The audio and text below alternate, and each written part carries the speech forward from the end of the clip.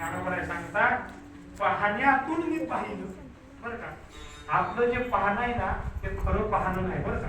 तेथीचे पाहणे ऐसे असे विरा सैसा न मोडली या विरा आपल्या उपमी धरा भरुनी टाके. ज्ञानोबा सांगतात तिथं कसं पाहायला लागतं. अंतरपणाचे आठाले एकचे करून दुसरे मुख पाहती गवारे तैसे नको. आपला आरसा समोर घ्यावा आणि मग त्याला पाहावं असं त्याला पाहून चालत नाही. ज्ञानोबा सांगतात सत्य ज्ञान अनंत गगनाचे प्रारंभ नाही रूप वर्ण गुण देते तो हाले श्री हाले पाहिला डोळेपणी पाहिला. कसा पाहिला. पाहता पाहणे दुरी.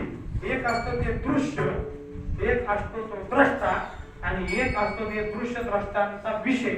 म्हणजे एक असतो प्रमाता, एक असतो प्रमेय आणि एक असतो प्रमाण. प्रमाता तो जो पाहतो द्रष्टा त्याला प्रमाता म्हणतात.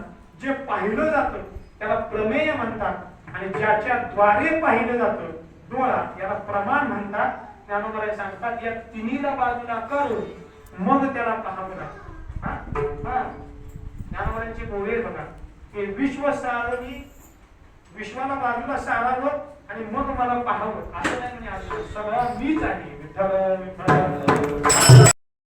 पाहिजे माते एक दूत मला आठवणा जग सारवणी पाहिजे माते तैसे नवे आगवे सकट चिमी.